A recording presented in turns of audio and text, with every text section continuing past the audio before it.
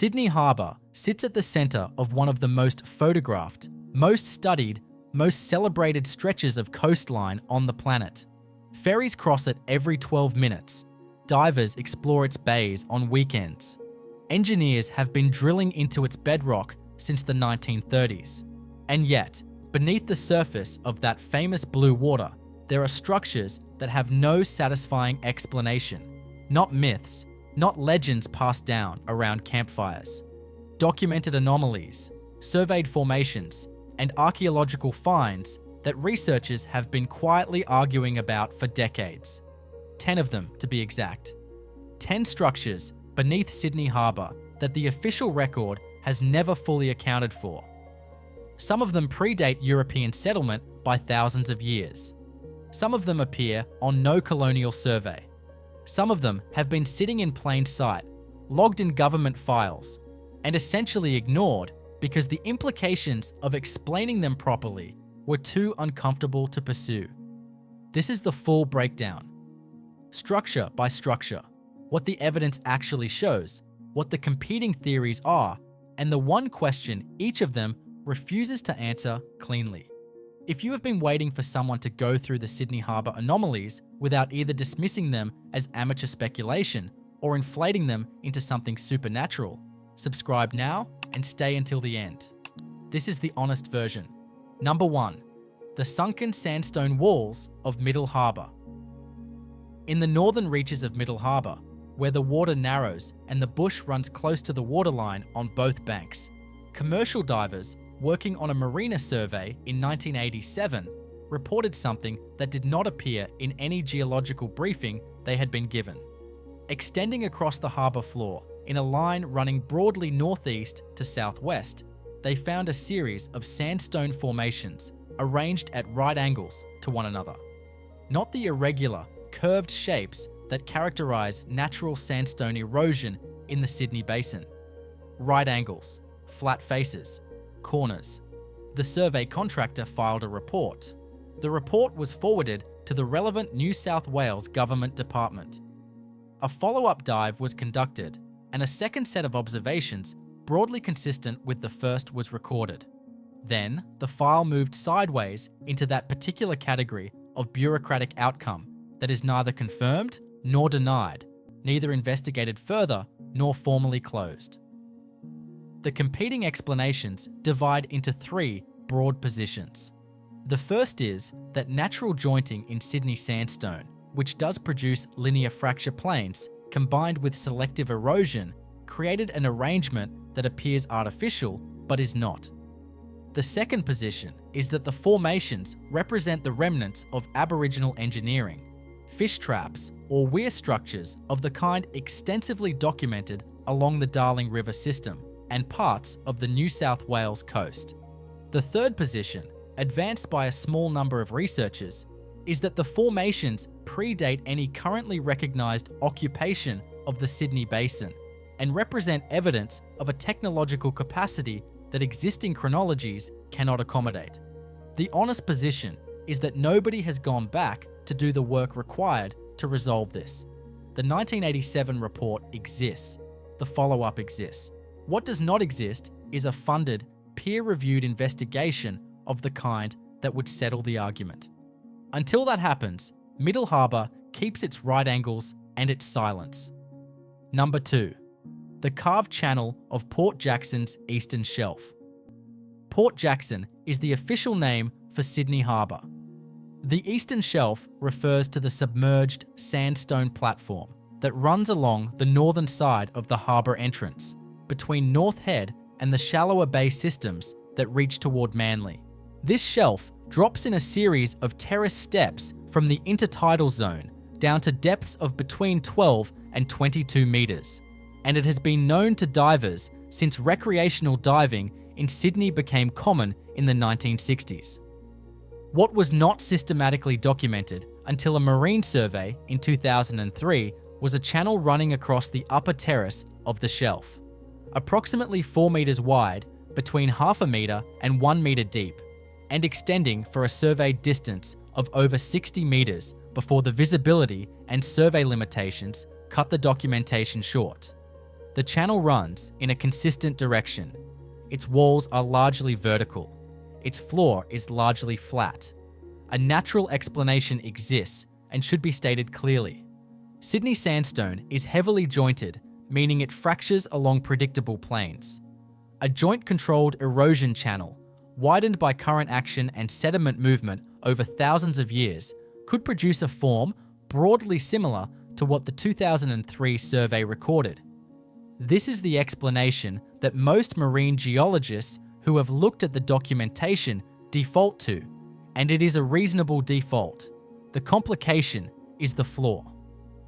Natural joint-controlled channels in Sydney sandstone tend to have irregular floors where differential erosion follows the hardness variations in the rock.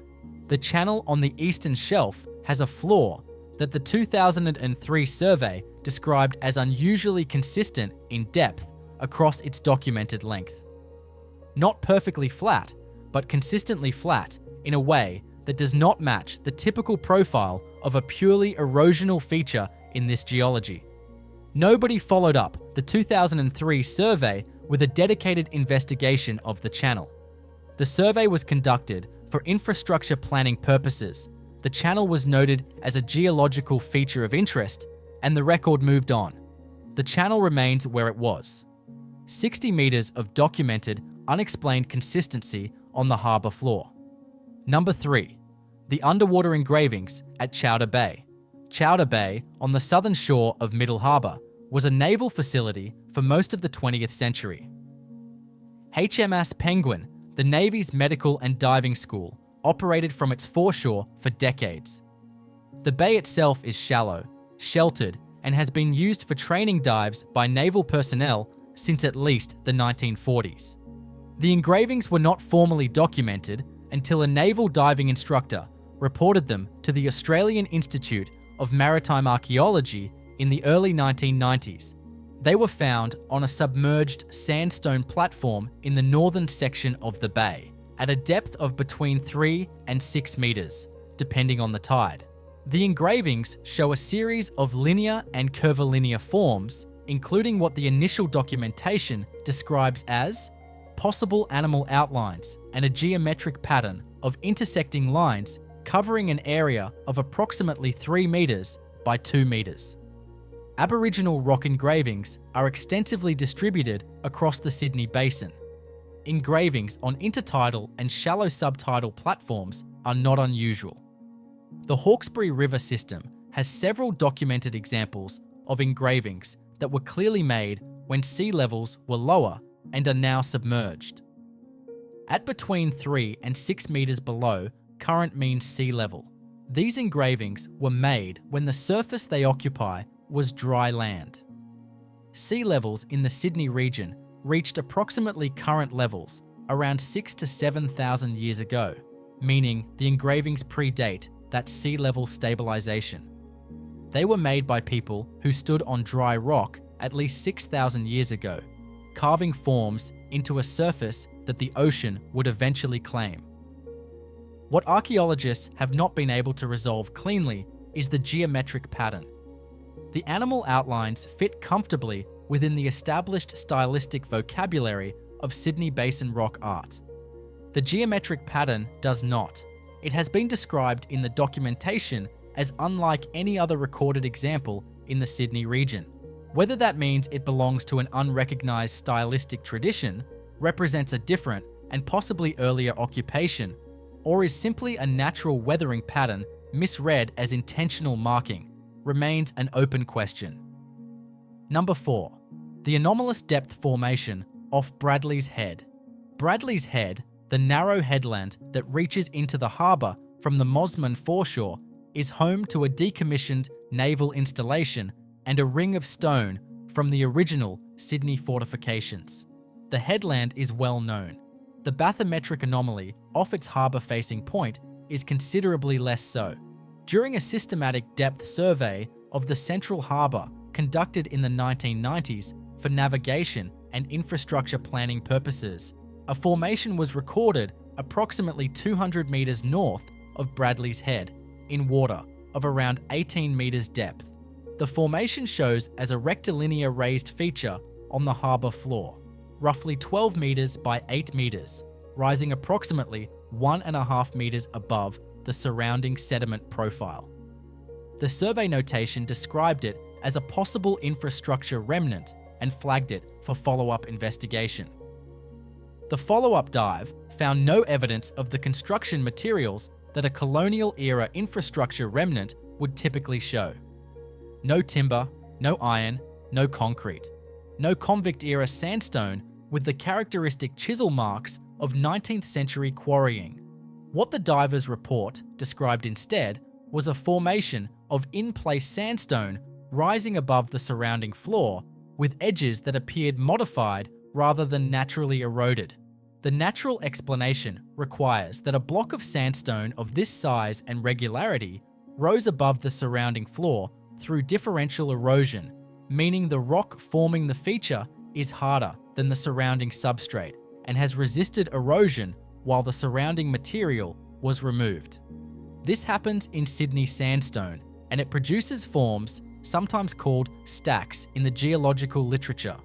Whether the Bradley's Head Formation fits that category has never been determined by a dedicated investigation. Number 5. The Stone Row at Neutral Bay. Neutral Bay takes its name from a convention of the early colonial period by which foreign ships entering Port Jackson were required to anchor there, rather than proceeding directly to Sydney Cove.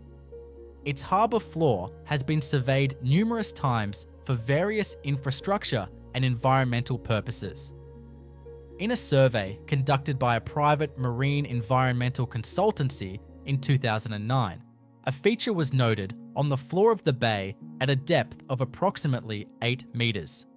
The feature was described in the survey report as a linear arrangement of sandstone blocks, running for approximately 25 metres, with individual components of roughly consistent size sitting in a configuration that appeared to the survey team to be too regularly spaced to be natural. Sydney Harbour's floor contains a great deal of material that arrived there through human activity.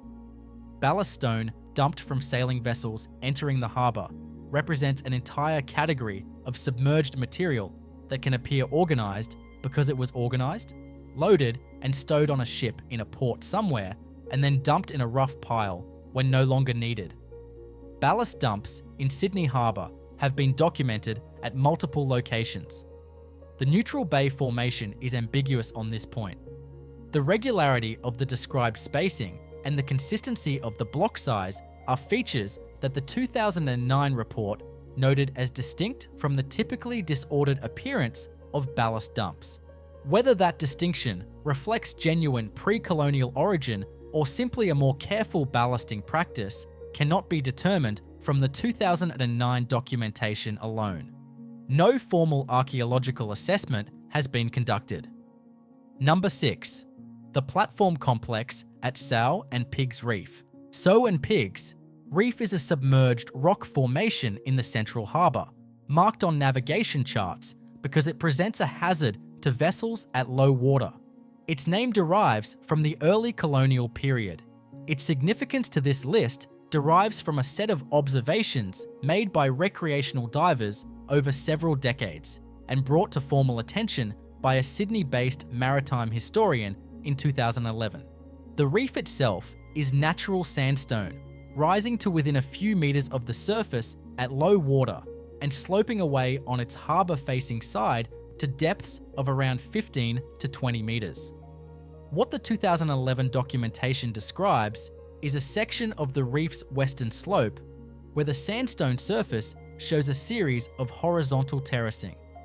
Not the irregular terracing produced by natural bedding planes and differential erosion, but a more consistent terracing described by the divers who originally reported it as resembling a series of broad steps. Steps cut into rock for navigational or structural purposes are among the most common forms of human modification to harbour environments across all documented maritime cultures. In a pre-European period, when sea levels were lower, the western slope of the reef would have been accessible from what was then dry land or very shallow water. Modification of the surface at that time would have been feasible with the technology documented elsewhere in the Sydney region. The Maritime Historian's 2011 report raised the formation with Heritage New South Wales and with a team at the University of Sydney's Archaeology Department. The response was that without dedicated survey funding, the formation could not be assessed properly and that preliminary visual observation was insufficient to draw conclusions about origin. That position is entirely reasonable. It also means the terracing on Sow and Pigs Reef has been sitting in a file since 2011 without a resolution. Number 7. The circular feature at Camp Cove. Camp Cove is the small beach immediately inside the harbour entrance on the southern side, known to most Sydney-siders as a sheltered swimming spot, a short walk from Watson's Bay. It is where the first fleet anchored briefly in January 1788 before moving to Sydney Cove.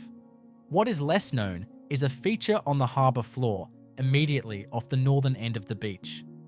A marine biologist conducting seagrass surveys in the Cove in 2015 observed and photographed a circular formation on the sandy harbour floor at a depth of approximately 4 metres. The formation was roughly 10 metres in diameter. Its perimeter was defined by a ring of stones arranged in a way that, in the researchers' words, appeared deliberate.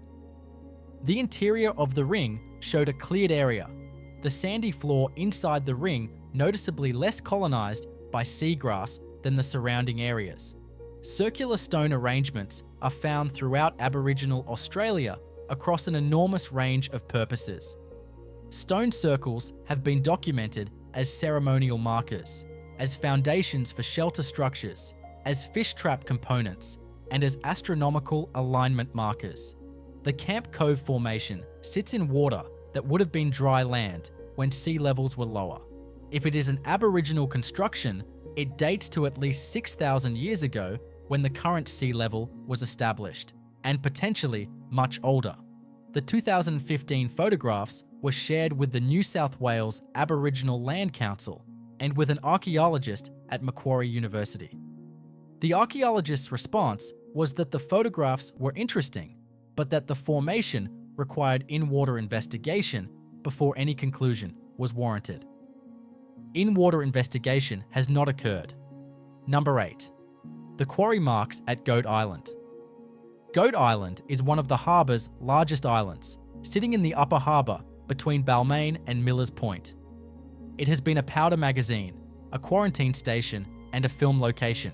The sandstone outcrops on its foreshore have been quarried, modified, and generally worked over by 2 centuries of colonial infrastructure activity. This makes it one of the more difficult locations on this list because the noise of documented colonial activity obscures any signal from earlier periods. What a historian working on the island's colonial records noticed in 2004 was a discrepancy. The colonial quarrying records for Goat Island are relatively complete. Working through those records alongside a physical survey of the island's stone surfaces, the researcher identified sections of quarried and cut rock face that were not accounted for by any entry in the colonial records. The unaccounted cuts are not extensive, but the discrepancy between the documentary record and the physical evidence is not satisfactorily explained by record-keeping gaps alone, because the colonial records for Goat Island are unusually thorough by the standards of the period. One possibility is that informal, unrecorded quarrying by convict work parties occurred outside official supervision. This is entirely plausible. The other possibility, acknowledged by the 2004 researcher and then largely set aside, is that some of the stone modification on Goat Island predates European settlement. Aboriginal people modified sandstone surfaces throughout the Sydney Basin. There is no principled reason why the sandstone on Goat Island would have been left untouched when every other accessible sandstone surface in the harbour has evidence of Aboriginal use. Colonial activity has disturbed the surfaces to the point where the stratigraphic evidence that would allow dating and attribution has been largely destroyed. What remains is a set of marks that the records cannot account for, and that nobody has formally investigated as potentially pre-colonial. Number 9. The grid formation at Iron Cove. Iron Cove is the large bay on the Parramatta River that sits between Drummoyne and Rozelle. The Bay Run, one of Sydney's most popular recreational walking and running circuits, traces its foreshore. There is almost no context in which Iron Cove would appear on a list of mysterious locations. And yet, a geophysical survey conducted in Iron Cove in 2018 as part of environmental baseline work for a proposed foreshore development produced an anomaly in the sub-bottom profiling data. Sub-bottom profiling is a technique that uses acoustic signals to image the sediment layers beneath the visible floor of a body of water. It produces cross-sectional images of what lies below the surface sediment. The anomaly showed as a series of linear features in the upper sediment layer, at depths of between 0.5 meter and 1.5 meters below the visible floor surface. The features formed a pattern that the survey contractor's report described as potentially gridded, noting that the linearity and apparent regularity of spacing were inconsistent with the natural sedimentary sequences visible elsewhere in the same dataset. The contractor's report classified the anomaly as requiring follow-up coring to determine origin, noting that the pattern could represent buried infrastructure such as historical reclamation works, timber piling remnants, or natural sedimentary structures. Iron Cove has been extensively modified by colonial and post-colonial reclamation, and buried infrastructure is genuinely common beneath its floor. The proposed development did not proceed, the follow-up coring was never commissioned, and the 2018 data sits in council records as a documented anomaly without a resolution. Number 10. The continuous groove at Darling Harbour. Darling Harbour is the last location on this list and the most urbanised. The convention centre, the Maritime Museum, the restaurants and hotels that surround the water on 3 sides make it an unlikely setting for an archaeological mystery. But the groove exists regardless of what has been built above it. During construction work for a harbour floor level infrastructure project in the mid-90s, workers excavating into the sandstone bedrock beneath the harbour sediment encountered a groove cut into the rock surface. A single continuous groove, between 15 and 20 centimetres wide and of consistent depth, running for a documented length of over 40 metres before it passed beneath the section of bedrock that the construction scope did not require disturbing.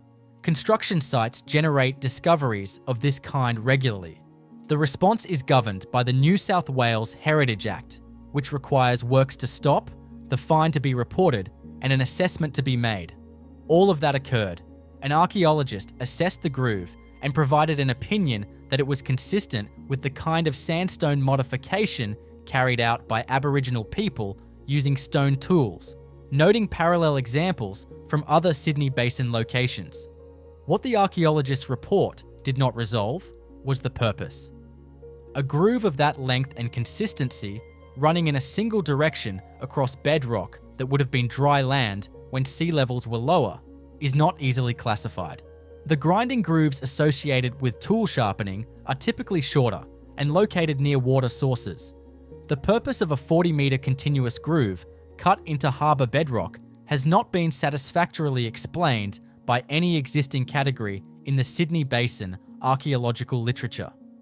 Construction proceeded once the initial assessment was completed. The groove is now beneath the floor of Darling Harbour. Whatever extends beyond the 40 documented metres remains in the bedrock, unexcavated and unexplained. 10 structures, 10 questions without clean answers. The pattern that runs through every entry on this list is not supernatural, and it is not the result of conspiracy. It is something more mundane and in many ways more frustrating. Each of these anomalies was observed, documented to some degree, noted as requiring further investigation, and then left waiting for that investigation, while everything else that Sydney needed to do moved forward around them. Sydney is a city under continuous construction. The harbour has been dredged, tunnelled under, bridged, and built beside for 235 years. The archaeology that survives beneath its water is what escaped that process through accident of location or depth. What has been found in that surviving record is enough to demonstrate that the harbour floor holds more than 2 centuries of colonial history. It holds a pre-colonial record whose full extent has never been properly assessed. That is not a fringe position. It is the documented view of multiple Australian archaeologists who have written about individual anomalies on this list and about the broader inadequacy of harbour archaeology funding in New South Wales over the past 3 decades. The harbour has been surveyed repeatedly for navigation, for infrastructure, and for environmental management. It has never been surveyed comprehensively for archaeology. Until it is, the right angles in Middle Harbour will stay where they are. The groove beneath Darling Harbour will remain unexcavated. The circle off Camp Cove will sit in a researcher's photograph file, waiting for the funded investigation that has not yet arrived. What sits beneath Sydney Harbour is not necessarily inexplicable. It may be entirely explicable once someone commits the resources to explaining it. The honest version of this story is not that the harbour holds mysteries that science cannot solve. It is that the harbour holds questions that nobody has yet been paid to answer properly. That distinction matters because the questions are real, and they are sitting in the water, waiting. If this changed how you think about what Sydney Harbour is sitting on top of, leave a comment and tell us which of the 10 structures you would most want investigated first. Subscribe for more content that takes the documented record seriously without inflating it beyond what the evidence actually supports. We will see you in the next one.